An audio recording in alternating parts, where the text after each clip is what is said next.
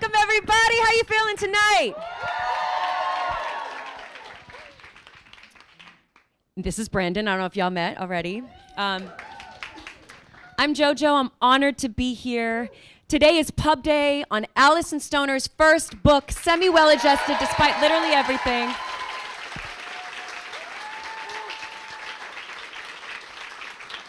So excited to be here with you all, and it's crazy because this is a full circle moment for me. Alyson was gracious enough to moderate the discussion for my book almost this very time last year in Los Angeles. Woo-woo.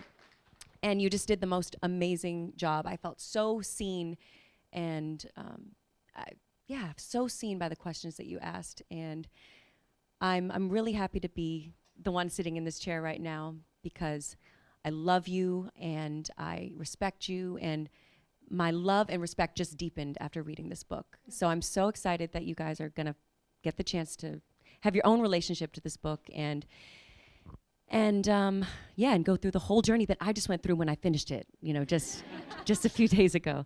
So I have some questions, but I wanna hear from you before we dive in. Yes, good evening, everyone.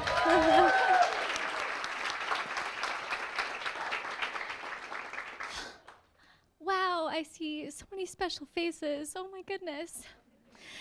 This is gonna happen a lot. It's pub day. I get at least one of these days. Yes. Thank you for being here. I just, first, before we go into the conversation, want to say thank you to Brandon Kazan-Maddox for being here. He's a friend and also an ASL artist and an interpreter.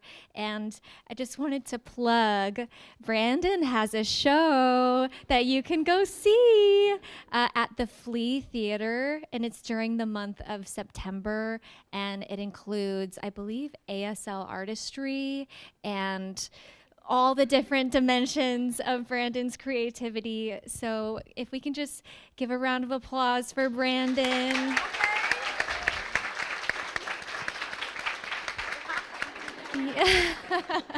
And now Brandon will return to the role of the hour. Okay, we can get started. All right, I'm gonna dive right in. I have some questions prepared, and then you guys can ask questions that you have too. But I have an advantage because I got to read the book already. No one's read it because it just came out today, right? I don't think many people have read it yet. Okay, anybody with an advanced first few pages, okay, out there? I love that. That lengthy author's note.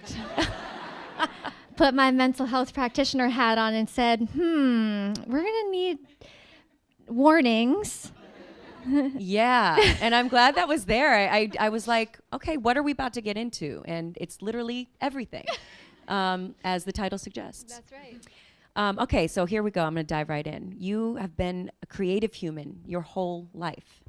But as we know, writing a memoir is a whole nother ball game. So what was the process for you of finding your voice as an author? Because your voice comes through so clearly on these pages.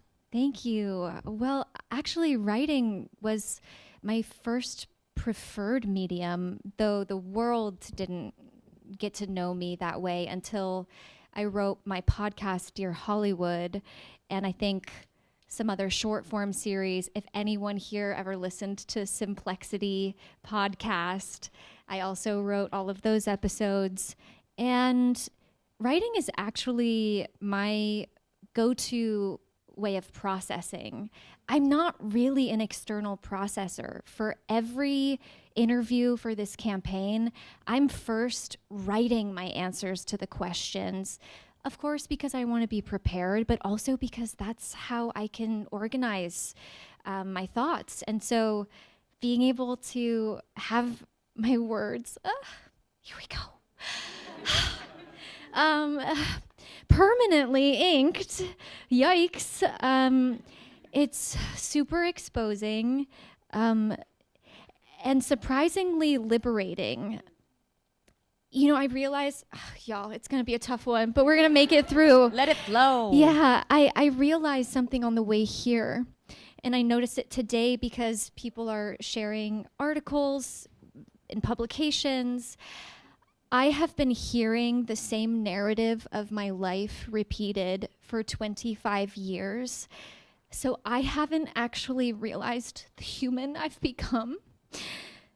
And so through not only writing the book, but seeing the feedback mirroring who I am today, I just had a moment before this where I realized I'm so proud of who I've become.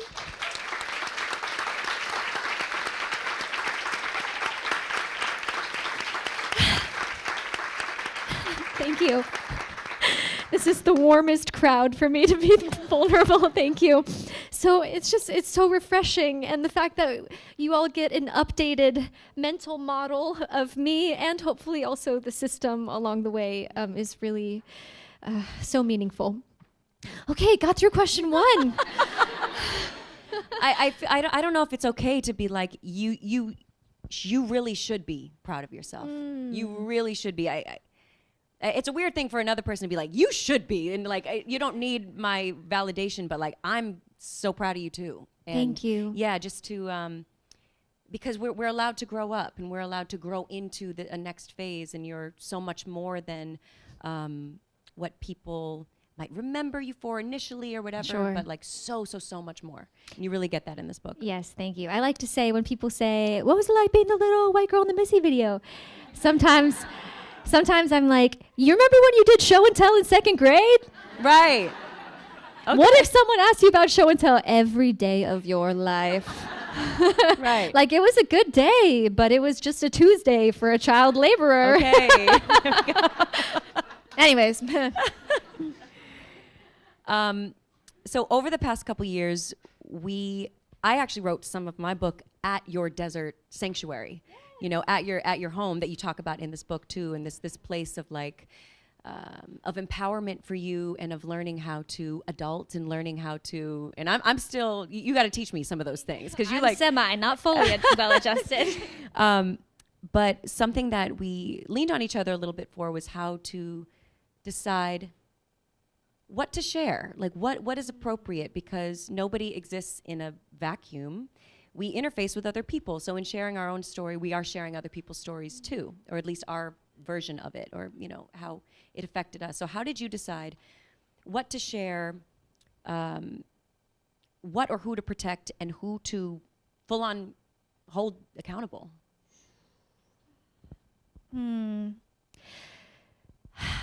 When writing, first of all, I know what it's like to have my life exposed.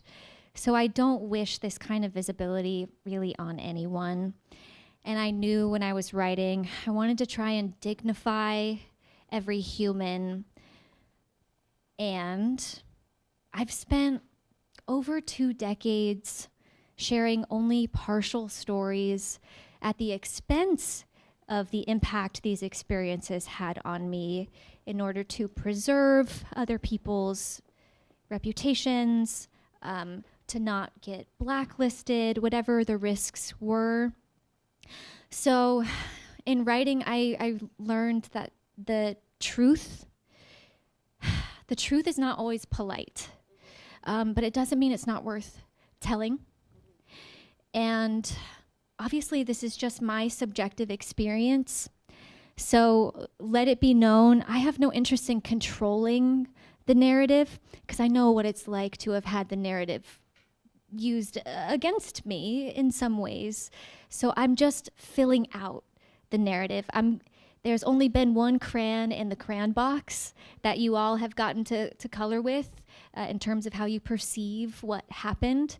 And I just want to give you more crayons and let you make sense of the picture that you see on the canvas.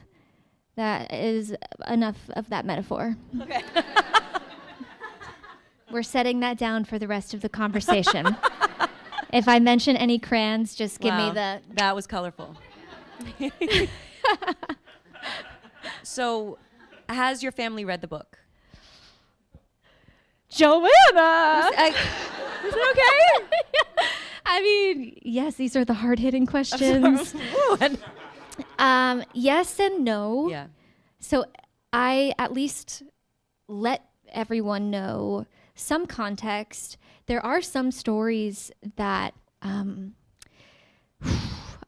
my family doesn't know. And I actually let them know which chapters to skip in case they don't want the details.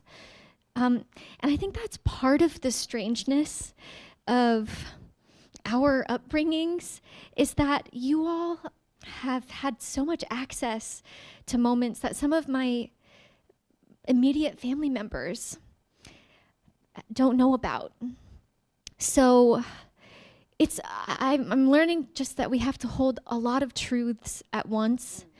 And I ended up sending messages to my family before this, and I said, I'm realizing that I'm exposing you to some of the challenges of navigating people's opinions. There will likely be community members from our past who reach out, maybe supportively, maybe they'll be shocked by some of the information regarding our family history. And that might feel really vulnerable for them.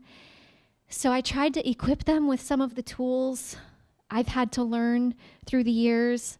And then at the same time, I felt so much grief that I was 8 learning these tools on my own, because now the care that I feel about the people whose like the names that are in the book, I'm like, oh my gosh, I don't wish this on anyone, but y'all, 2 of you brought me into this world, and it's really hard to say mom and dad without people being able to connect the dots. So yeah, I ask that as you're reading, you continually multi-dimensionalize, if that's a word, every person. And I only had 90,000 words, so every person could have had their own memoir. So just keep that in mind. Everyone is so complex.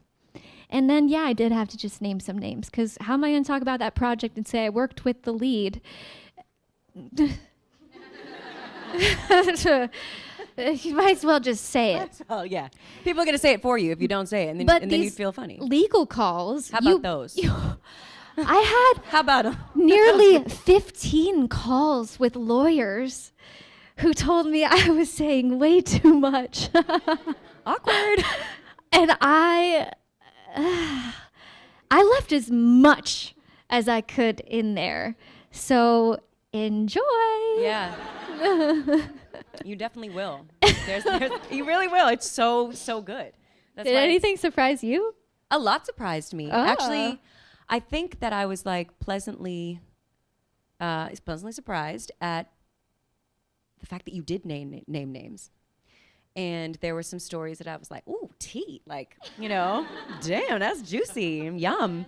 And then also, I was grieving alongside you, and as an adult now, really wishing that I could comfort or have been there for the little girl that you're describing. You know what I mean? That just like the nurturer in me was like really upset. Hey, but can I name that means we have some kind of boundaries, because we're recognizing something was violated finally. Yeah. I was That's so amazing. struck by how you had to learn so much on your own, and I think I was also grieving for that part of myself as well. But like when I read about your education and how you needed to teach yourself so many things, even just as a person going through middle and high school and things like that, and how deeply you wanted a higher education after that, and some of those roadblocks that were in place, I was just I was angry, and I was Not too many spoilers. sorry. But I was so proud of you. Yeah, so proud. I asked about family not to be not to ask a hard-hitting question, but because family is such a central theme of the book, and kind of reorienting what family means. So I'm curious as to what it meant to you as a child and what it means to you today.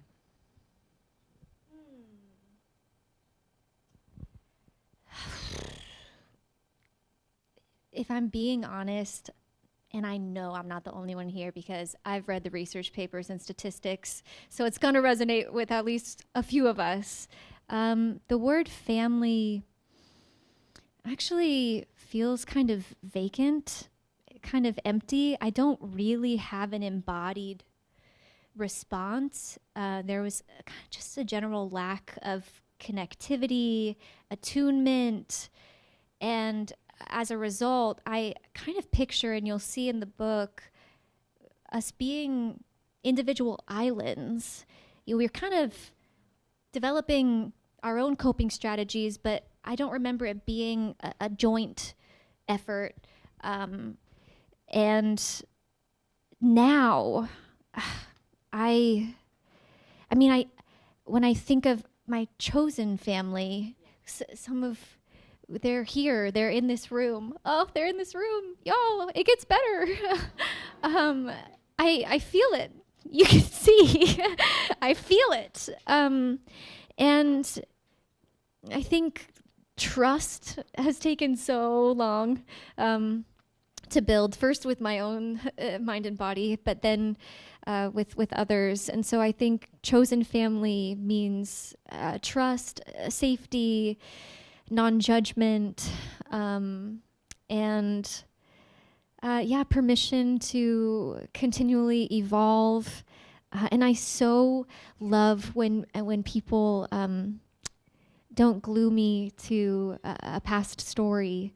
It's just so nice when you find friends and maybe lovers or people who say, yeah, we know who you've been, and you still can become anyone at any time. That kind of permission, spaciousness, is really lovely. It's an absence of control. Power dynamics now feel very mutual. There's reciprocity. Imagine, instead of just, if anyone in here has ever been the one that just kind of pours, gives. So it's fundamentally different. And I'm grateful. Yeah. That was such a beautiful answer. I feel like that's what everybody would desire and deserves to feel. You that do reciprocity. deserve that. You do deserve that. Yeah. At the end of chapter 8, I'm okay to lie. I'm not.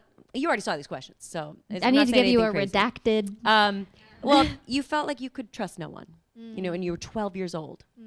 So you were experiencing so much push and pull of what the industry does, where there's rejection and over-the-top flattery. Yes. So it's like, oh, okay, do I suck, or am I like the best ever? It's very confusing.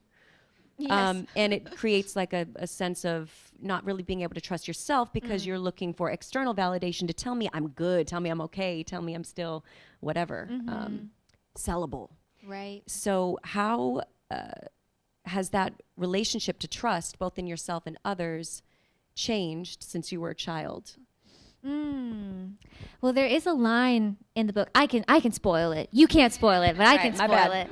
That says, and it's quoting someone else, that says, Hollywood is the only place you can die of encouragement. I loved that line. That was crazy. Because I noticed that attention is sold to us and everyone as an equivalent currency to money. How many of us have done things for exposure? Or you gotta do some favors before you can be compensated for your human labor. That's exploitation. But we're inhabiting these systems. And so I found it to be the lesson I'm still learning, which is how do I measure my worth professionally when fundamentally I wish money didn't even exist at all. And I want things to be accessible to people, and I need to keep the lights on. And then we all have to go work in these profit-driven industries with people who might be very well-meaning, but who are often just upholding the status quo. Because, listen, like we're all in some way, that's for the next book. So trust, I think, is difficult. Where in there did you hear, let's honor human natural rhythms? Where in there did you hear, let's have space to process what just happened, to express what's coming up without judgment, to release this from your body? Instead, it seems like we're just storing and carrying, and then we wake up with these aches and pains someday, and so I think trust it can be tough in this economy, and in our U.S. flavor of society, and still, I've personally found it to be one of the most empowering journeys to reclaim conscious agency by rebuilding the mind-body connection, because without being able to assess my internal signals, I didn't know who would be safe or who was dangerous. I was still just continually setting myself up to be taken advantage of, because I didn't have a sense of where I started or where I ended, So for me, and it seems to be a human experience, repairing that mind-body trust first was essential. And from there, you can decide the dynamics that allow you to feel safe versus challenged. And it's going to be unique for each of us. So, yeah, I don't know if that specifically answers the question, but that's what I've got for you at the moment. I personally loved it. Great. So, feel good about it. So, speaking to that, though, I'd love to hear more about Movement Genius, because I feel like that's where, Yay, a lot of this Sam, was inspired from, right? Mm. From the necessity to process and find that mind-body connection and healing through it. Yeah, so you'll find that I struggled a little bit in the pages, and I ended up in treatment. And in treatment, thankfully, I finally had a stable environment for the first time in over a decade. But it was there that I was introduced to somatic tools. And, for those who are aware of Movement Genius or who have been following anything that I've been sharing for the last 5 years, wow. Shout huge out. accomplishment. Yeah, that's cool. Yeah, Keeping a 5 business years. alive, a small business. Yeah. It's just my co-founder and me doing it every day. So if you hear back from team, that's us. But yeah, we've been a little busy these days. But my co-founder also discovered that somatic tools were a catalyst for deeper healing overall, because we tend to compartmentalize mental health and physical health. And of course, they're deeply interconnected. And so I think my healing journey, yes, has allowed me to write this book. So it's more than just a child star tell-all. I'm able to show up with some training, with some expertise, and to surface concepts that I'm sure many of us, maybe you already have language for. If not, hopefully this provides some language to process some of your earlier experiences and how that's shaped you into being who you are today. And what else do I want to say about that right now? I think that's it for the moment. Does that spark anything else for you? Well, it kind of leads to this next question, because as I finished the book, I felt like it was low-key a case study in how CPTSD develops. Now, correct me if I'm wrong, but CPTSD is complex post-traumatic stress disorder, Yes. or sometimes referred to as childhood post-traumatic stress disorder. I've heard it be used can interchangeably. be. Can be. So I can only imagine how triggering and challenging it was to revisit a lot of really disturbing instances through the writing of this book. So I have a lot of curiosity as to how you cared for yourself during the process of reading this. And I imagine some of the somatic things that you explored and share with your Movement Genius audience was a part of it. But I'd love to hear how you cared for yourself during the process. Yeah, it was truly a roller coaster. So at no point in this process did I think, wow, we've made it out alive and it should be smooth sailing. In fact, thank you and what the to the team who didn't tell me what I was getting into. These two are laughing because it was them. It was them. What do you mean? Tell me more about that. What did they do? This is the hardest project I've no ever doubt. been a part of. Mm-hmm. And we've been through some things. But I tried to make a few conscious decisions. One, I've been researching this for over 7 years.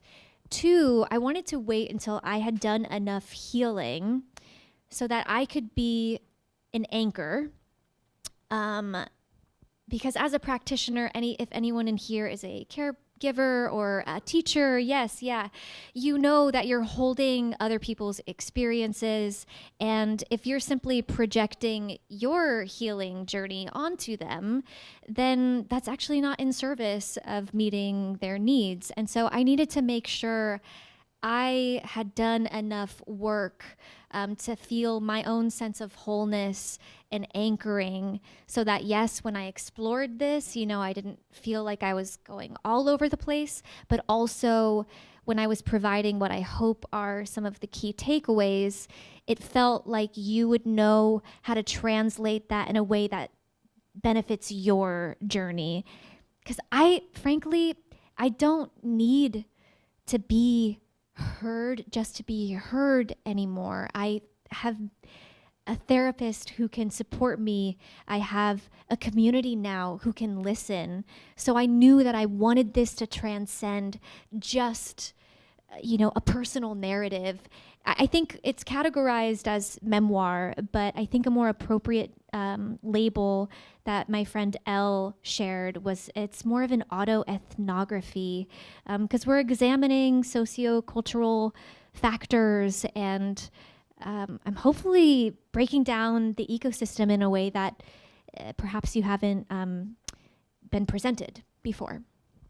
That was definitely one of the most striking things to me was the framework that you gave you really painted a picture of what it's like being a child in these situations and gave context and framework, and I was just so impressed by it. And it leads to this because you pose a question somewhere in the book to parents that I think you were posing it to parents. It's like, what's the harm in simply spotlighting your child's talent? So I'd like for you to answer that. What would you say to a parent considering show business for like their 7-year-old, for example? When I wrote that line, I was framing it as if a parent were asking me, what's the harm of supporting my child? And I want to make sure it's evident that if you see a young person with a knack for something, we absolutely want to encourage the cultivation of that skill, exploration of self.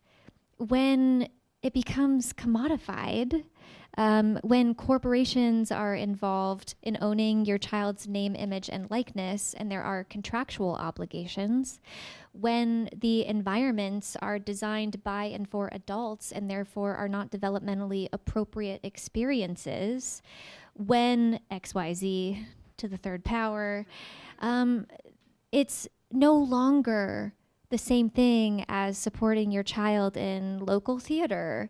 And something I invite parents, guardians, really all of us to think about is, the many dimensions of who we are and how we often have one area of our life that tends to take the most space or use the most energy and effort.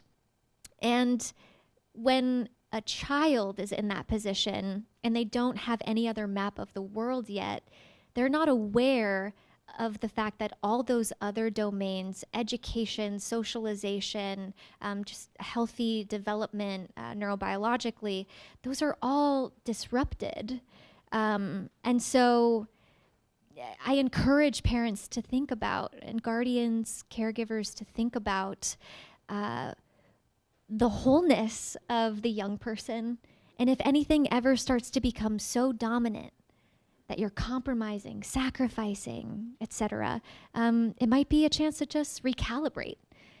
Because we can celebrate a child star collectively, but what most of us don't think about is that when we're consuming the prodigy success for our own entertainment, typically they are then discarded soon after, and we move on to the next symbol of optimism.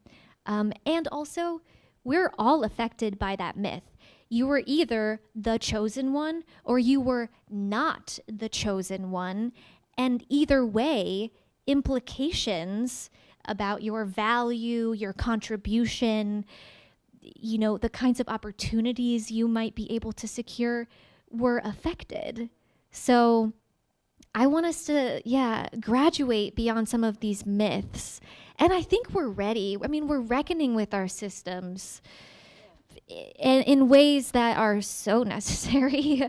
And I don't know about you all, but I'm so bored with certain media narratives and tropes. Like, we can do better. So, and you all, our attention, where it goes, like, that's where the money is flowing. So if you see a narrative you don't want to be as ubiquitous anymore, use that feature on Instagram that says not interested, and do yourself and everyone else a favor and just scroll past. Like, this is where attention actually does translate to a meaningful currency. Yeah. That's powerful.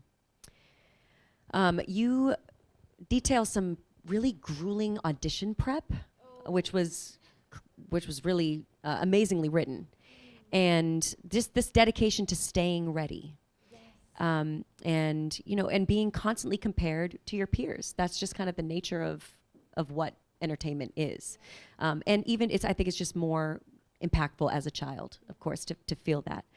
So also being used, from agents leveraging and casting directors using you as insurance and things like that. I thought that was fascinating. So how can that competitive environment shape a child, and how have you untangled that dynamic to where you're not looking at, someone as competition, you need to eat them alive or whatever, you know what I mean? To where you can just be yourself and not feel that same tension or urgency or competitive nature.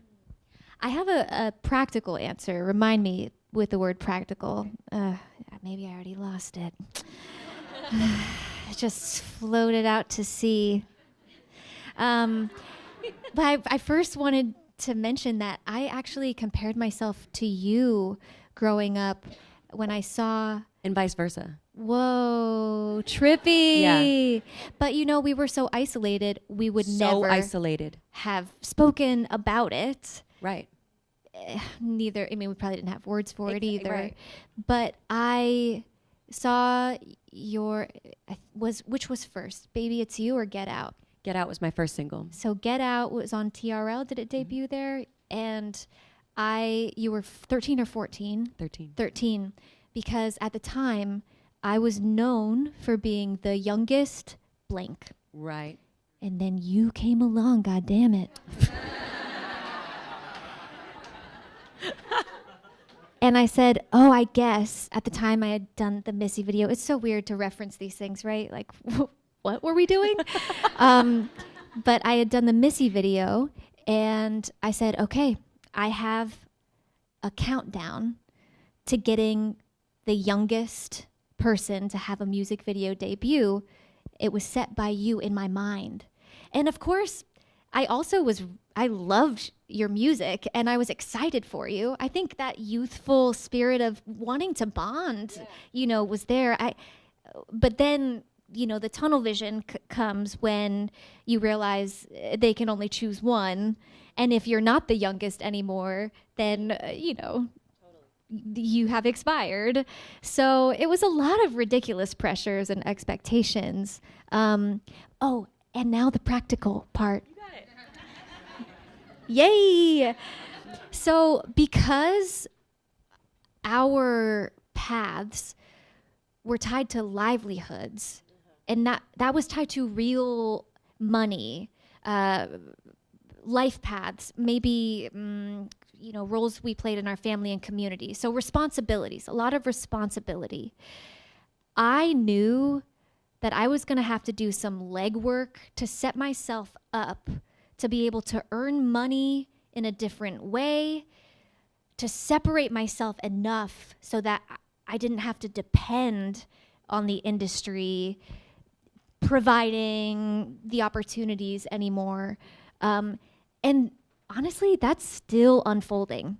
Like it's been over 8 years of me trying to slowly, methodically shift sources of income and balance the hats I'm wearing, so that I can write as honestly as I am, knowing if and when I get fired from here on out, maybe I'll still have my bases covered. So that feels important to mention, because I know sometimes we speak in the ideal and it's like, yeah, let's just follow our hearts, believe in ourselves, we're worth it. And I'm like, it does not mean that everyone around us is just going to fall in line with that vision, at least right away. Like, we have to think about that beautiful vision and the pragmatics of it all, you know? It's so important that you mentioned that, because like these broad strokes things and this encouragement and all that, I love that you're speaking to the practicality of it. Yeah, and I think I meandered away from your question, but I'm not going back. Good riddance. Fuck my question. I'm so sorry. No, that's the Joanna we want. Yeah. I can't not be me. Yeah, that's right. Woo. No, I love the way you spoke to that, and I auditioned for Cheaper by the Dozen, and when you said, I auditioned for Aquamarine. In another world, in a sliding doors world, you and Aquamarine and me and Cheaper by the Dozen is a kind of a vibe. Did you audition for Sarah Baker? Oh. Did you audition for Sarah? Were you a Lorraine? Do you remember? I have no idea. There were 12. It was just another day. It was just another day. Yeah, it was. I don't remember, but I remember being like, damn, you know? Yeah, yeah. I was like, but so anyway, yes. So there was always that spirit of like, I see you and I love it and you're so great. And then also like, what about me? Yes. Right. Yeah. The what about me of it all. Yeah. Ooh. Because you guys submitted questions, Yes. and these are so awesome too. So shall we get into these? Yes, sure. Shall Okay. we? You guys ready for Okay. that? How are y'all holding up so far? We're good? Okay. Yay. I'm like, do we need a little up-regulating practice? Ooh, wait, could you take us through a little something? No, later. Okay. Yeah. Like, I want to upregulate. I'm working on my own regulation right now. I'm so sorry not to burden you with everyone else's regulation. All right. I feel that. Let's start with Jennifer Zarov. Are they present? Hey, Jennifer. Hey. I'm going to go ahead and read your whole question. As a fellow former Toledoan, Yay. coming from a small town and wanting to escape to the big unknown commonly becomes an identity marker. How did your upbringing and aspirations change once entering adulthood? And was there ever a moment that you wanted to quit it all and move back home to Toledo? Every day. I didn't know quitting was an option until yesterday, so. Right? I love Toledo. Toledo actually plays a really significant, here they come again, role in the book. And my favorite moment in the book takes place there. You might recognize some familiar names like Ventura's Mexican restaurant or going to St. Joan of Arc Church for Mass. Okay, yeah. So because I left so early, I am not sure that I could have made sense of it in the way that you described. But now, can you share the last half of the question again, please? Yep, that top question right there. Yeah, how did your upbringing and aspirations change once entering adulthood? Was there ever a moment that you wanted to quit it all and move back home? Yes. In so many ways, so I'll try to keep it brief and just share one of them. the industry, forces is a strong word, but I'll just use it a little haphazardly right now. Forces a certain level of self-absorption. Even if you don't want to pay attention to yourself, you have to monitor and have a certain kind of hypervigilance and be thinking 12 steps ahead. It's a chess game with publicity and press.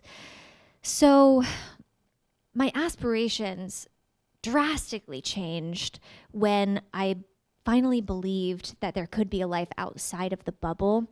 And thankfully, instantaneously, I was able to let some of that self-absorption dissolve, much of which was self-protective. It wasn't really egotistical.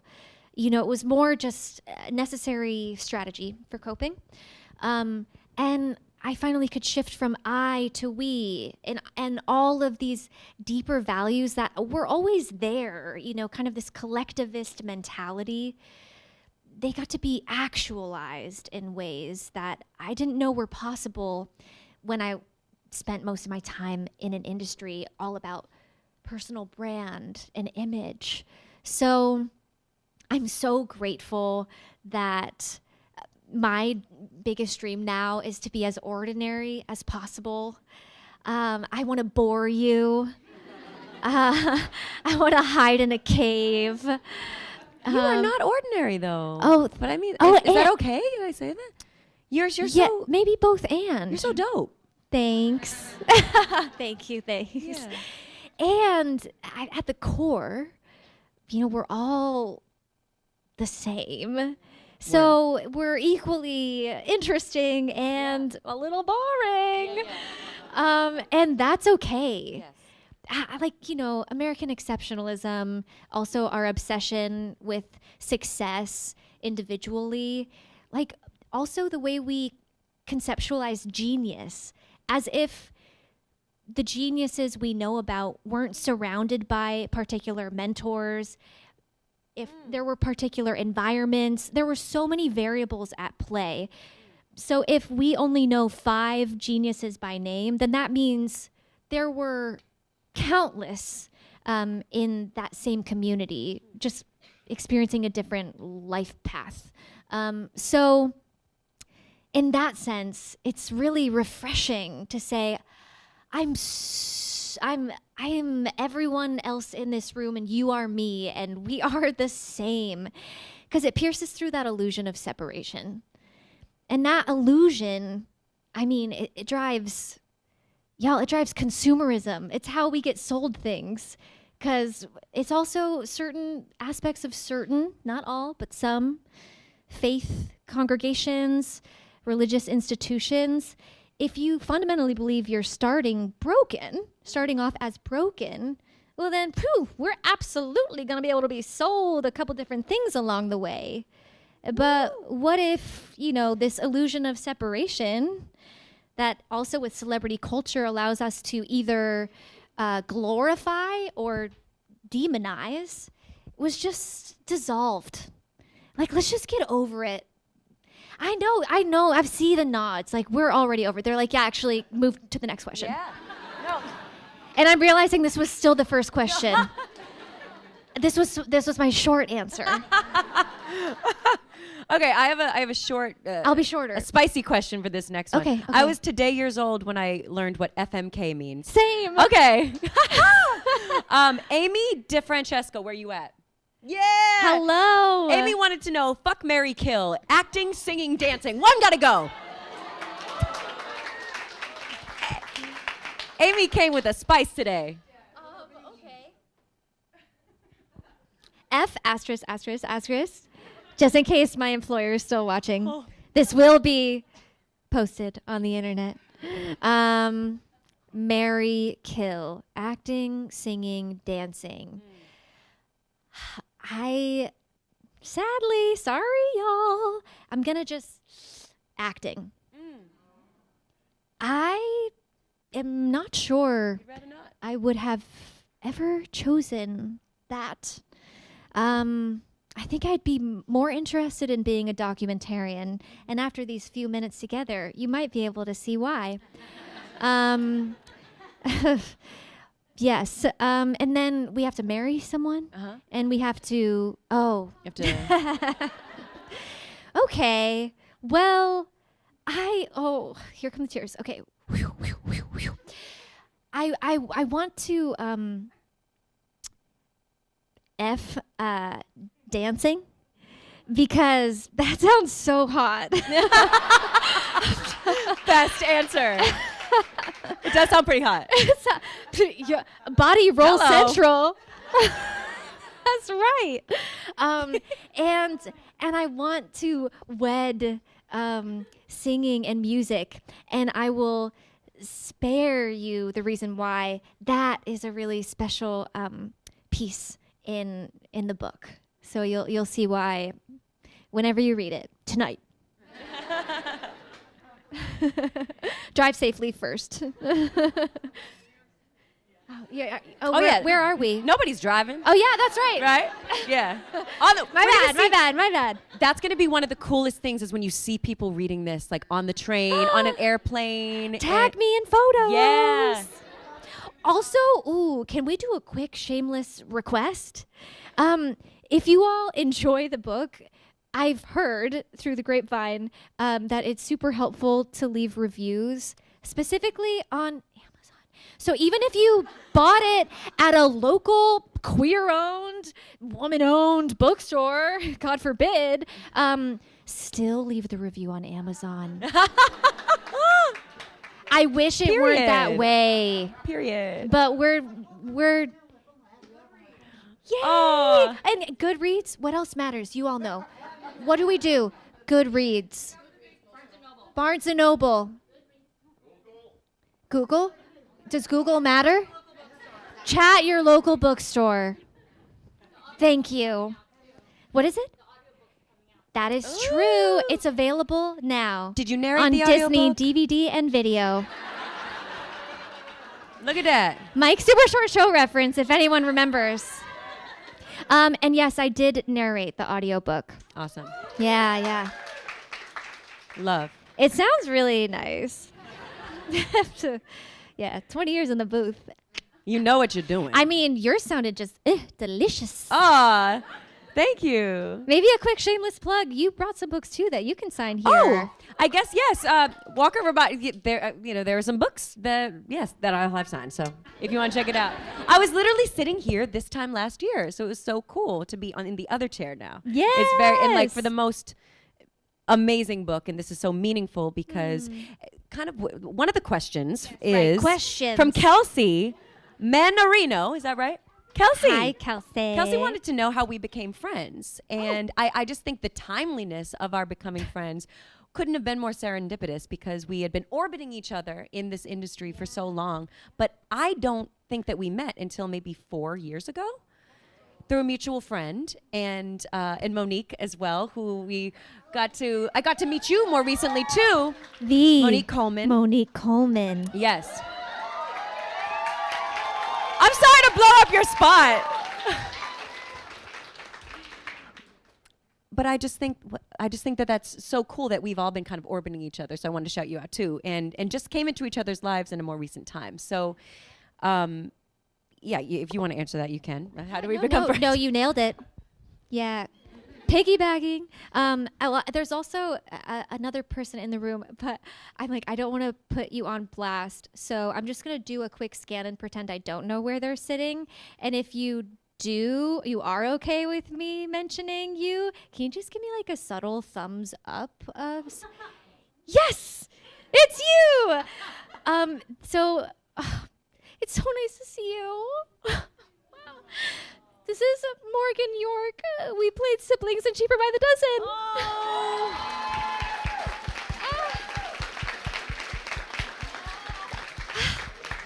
And Morgan is a phenomenal writer, so I'm really just following in your footsteps. So please, if there's ever any projects that we can support, please let us know. And thank you so much for being here. It's so good to see you.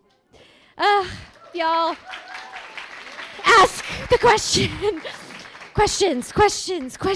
All right. Daily double. Sorry. What is, here's a nice book question. I think this Okay. is from Amy as well. What's your favorite niche book genre to read? Ooh, really dry research papers.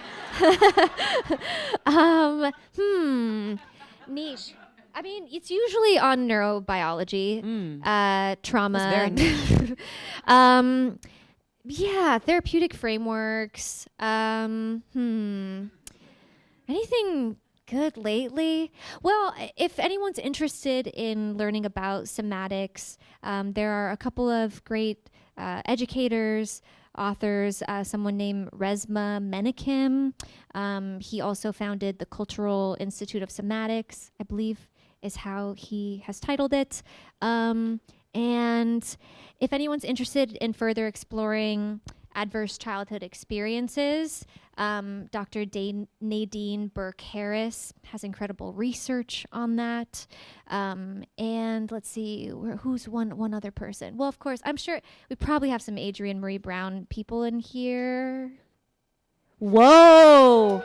Let me put you on. Okay. Hey, All right. how's it going? So let me put you on to Adrienne Marie Brown, I guess. I guess like a emergent strategy would be a great place to start. But she comes from an embodied, liberation-focused, collectivist lens. So yeah, check out all these wonderful people who have taught me what I know. Yeah. I think we have time for just one or two more questions. Sorry, one more. If you want to explore some of the research that I cite, Donna Rockwell wrote a paper called The Phenomenology of Fame. It is listed in the book, I believe. Yeah, I talk about it. But that is where I learned some of these really jarring statistics around. That's how it felt on the inside. But we're making our way downtown. It talks about some of the health outcomes related to the phenomenology of fame. Also, saying the word phenomenology is just fun. Yeah, that's a cool one. Yeah. Phenomenology. Yes. Avery Shins, where you at? Hello. Hi. Avery asks, what was it like to explore and figure out your gender identity while simultaneously working in the industry? This is a doozy. It was so hard for me as a fellow trans person to figure it all out while being without being in the spotlight, they say. I can't imagine what it would be like under so much pressure or with so many people watching. Whew, yeah. It is. Yeah, we need to hold that one together. I think I'm still figuring it out. I'll give you an example. So I am working with this wonderful human, Veronica Gray. Where are you right now? Hi. Ugh, okay. Veronica is the reason I look stylish. If you ever see an outfit that I'm wearing that you like, it's Veronica. If you see one you don't like, it was me. But when it came to the narrative expression visually, Veronica has helped articulate that in ways I could have never, and in ways that allow people who have no language for this and no context to subliminally receive the message that we're, expansive, or whatever the term might be at that moment. But when this book campaign so far, there's been over 300 pieces of content made, over 75 interviews, some of which were focused on Phineas and Ferb for Disney, which means a very different community of people. And I've had to ask myself, do I feel safe? How honest can I be here? So I did, whoops. Okay, we'll ask forgiveness later. So the New York Times graciously did an article, but they asked me, how do you want to be titled? Because it's our editorial standard to say, Miss, Mr., Mix. And when I saw Mix, Stoner, I know it's funny, Stoner, but when I saw Mix, my instinct was, this is not a safe time for this to be here. And is this going to diminish my credibility? And then I had to think about the political leanings of the New York Times, and I was like, well, maybe it's more okay if they're the ones who are doing it. And then we had so many conversations about, what do you wear? Do you play it safe from a gender standpoint? And I will say, I'm finding my version of when I'm fully expansive, and when it's like, yeah, now's not the time. Because there are so many things that are already discussed that might be jarring for someone. Adding on something that they have no concept for is like, I don't need another reason for you to not listen to what I have to say, unfortunately. So it's been messy. It's really confusing. And I've erred on the side of hiding. So I'm still practicing. Like, it's scary. It's really scary. But even just deciding between the other outfit that I could have worn tonight, which was a skirt, we knew that that was an option, and it would feel feminine traditionally, but like, this is real. This is me. So, yeah. So it's ongoing. It's just ongoing. And it fluctuates. Yeah. Right. And my best advice is to just be mindful of what you share publicly in terms of a digital footprint. If it's not something you want to be glued to, then let these moments be in sacred privacy, or with the people, who create that sandbox where you get to play. But you don't have to be, glued to that forever. So, yeah, you should see what I wear when I'm at home.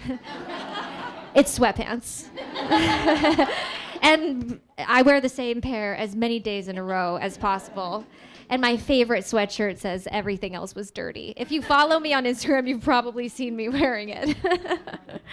These questions were so amazing, and it's such a beautiful and kind audience, and it really is a reflection of what you attract and what you're a magnet for and what you put out there into the universe. So it's so nice to be a part of this conversation in this epic moment with your publishing day, which is just the beginning of such a new monumental chapter in your life, whatever it's meant to be. This is such an accomplishment, and I know how much went into it, and I know how much people are going to enjoy this ride. So I hope that you're enjoying the ride. Congratulations. And I know that it's time for you guys to meet and greet and do the things. And so congratulations, Alyson.